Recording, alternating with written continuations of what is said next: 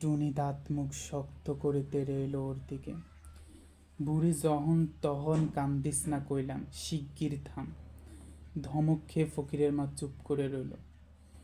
সে বিয়ের সময় সালেহাকে মারার পর থেকে টুনিকে ভীষণ ভয় করে বুড়ি। ইতিমধ্যে মন্টু আর সুরত ফিরে এসেছে।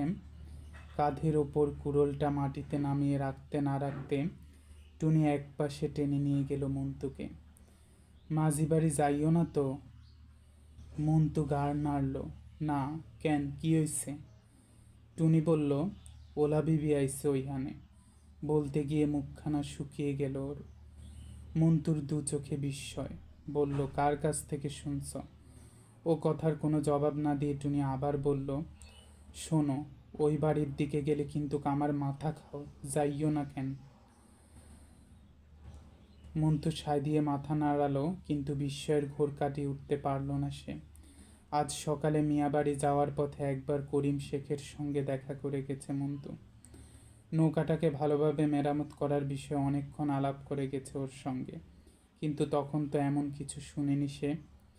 আম্বিয়ার সঙ্গেও দেখা হয়েছিল, সেও কিছু বলেনি। উঠোনের এক কোণে দাঁড়িয়ে ৭-৫ ভাবল মন্টু। বুড়ো মকবুলকে তামাক সাজিয়ে দেবার জন্য রসুই ঘরে গেছে টুনি। এই সুযোগে বাড়ির থেকে বেরিয়ে পড়ল সে।